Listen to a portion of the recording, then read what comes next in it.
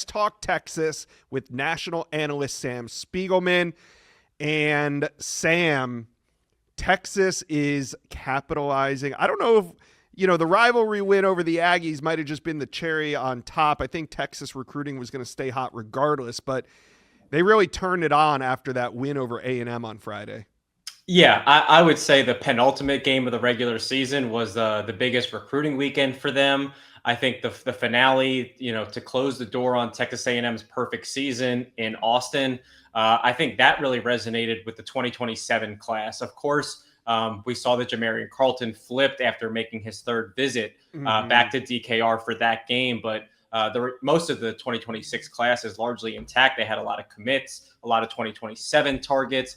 And again, just as Texas was number one preseason team, there's a lot of hype and a lot of excitement about these Longhorns going into next season, especially the way that the quarterback Arch Manning played down the stretch of the season. No doubt about it. All right, we're going to put 2026 on pause. I know it's crazy because signing day's in like 3 days, but Sam, Texas doesn't take a whole lot of early commitments. But they just couldn't turn this one down over the weekend. Number one wide receiver, Easton Royal, commits. I mean, how special of a player is Easton Royal? Is that why they took him so early? He's the number one receiver in the country, Josh, and it's not by accident. He is explosive. He is sudden. He is a big play waiting to happen. Woo. And he is coming off just one of the more dominant seasons by a wide receiver in the state of Louisiana in recent memory. Kenny Darby led the state. He's an LSU commit last season. But the dominance that Easton Royal has shown, he plays in the New Orleans Catholic League, which if you're a local or a fan of Louisiana high school sports, it's one of the most vaunted districts in all of the country. Brother Martin plays against schools like Edna Carr and Warren Easton and St. Augustine and Jesuit each and every week. The schedule never gets easier. Easton Royal hasn't had a bad Friday night this season. He crushed every offseason activity from OT7 to Future 50. He was the MVP of Future 50, and he just continued that on with a statement junior season. He's going to go to Texas, where they have a fantastic history with speedy wide receivers. Just ask Xavier Worthy. Just ask Ryan Wingo how's it's going. Easton Royal made 2 visits to Austin, and very quickly the Longhorns shot right to the top of their list. He was considering Ole Miss. They have a new coach. He was considering LSU. They have a new coach. He was considering Florida. They also have a new coach. Texas ended up being the epitome of consistency for Easton Royal, and he felt very comfortable locking in his spot and representing the future of Texas for that 2027 class.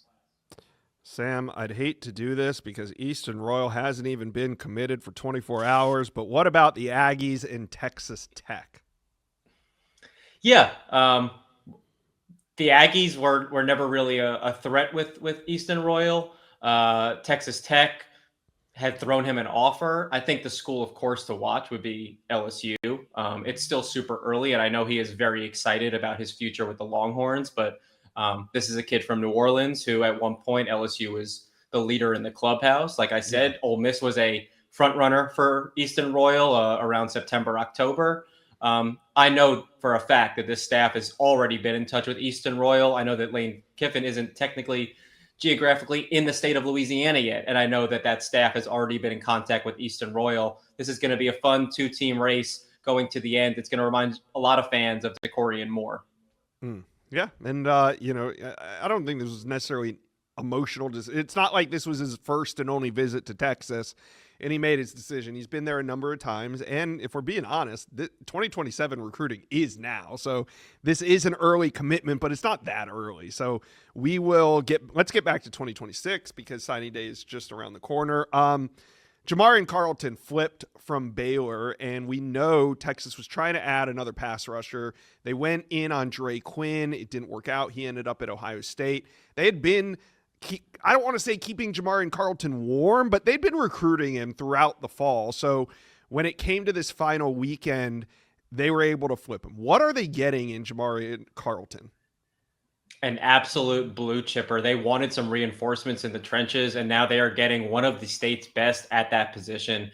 Jamarian Carlton is a multi-sport athlete. He's a fantastic basketball player, and he's got the length that looks like a power forward, but he's been playing off the edge. He's been playing inside as a senior at Temple High, and he has been absolutely dominant. And I say that because he's facing double and triple teams each and every week at Temple High. Everyone knows who Jamarian is. You can't miss number 11 getting off the bus. He's going to be developed at Texas to fulfill his potential at the position. He offers pass rush potential at multiple spots up front, but really, he is a stout run defender, and he is an athletic super freak. I think he is just beginning to scratch the surface. And under the coaching of Alan Clark and Kenny Baker, he's someone who I think is going to be a part of this rotation for 3 or 4 years. And before long, I expect him to be a part of this ruthless Texas defensive line that you see has turned a lot of multi-sport athletes into fantastic edge defenders over in the 40 acres. No doubt. All right, so any more additions? Could we see Texas add any more high school recruits to an already loaded 2026 class? Certainly, they've already been able to pull off 3 flips. We talked about Jamarian Carlton flipping, Caden Schur, the offensive tackle from Georgetown, flipping from Stanford, and of course, Jet Walker flipping from Minnesota, all in the last week plus. They are still going to shoot their shot. They want reinforcements along the offensive line as well. They lost Max Wright to a flip to SMU, and they are trying to pull Bryson Martinez away from those aforementioned LSU Tigers. He's been to Austin twice in the last month, and I was told before the Lane Kiffin hire that Bryson Martinez was torn between his commitment to the Tigers and the increased interest from Texas. I think Texas made a very strong impression, and now it's going to be on to Lane Kiffin and whoever he tabs to be LSU's offensive line coach and OC to try to continue to keep Martinez in the class. They are not going to stop recruiting him until Wednesday when he signs. All right, Texas fans, you got to feel good too. We talk so much about guys like a Derek Cooper who could potentially flip. We talked about, Tyler Atkinson. You never heard a whisper after he picked Texas over Georgia. So Texas fans, talk to us. How you guys feeling about signing day? Just 3 days away. Do you think you add anyone? Talk to us, comment section below.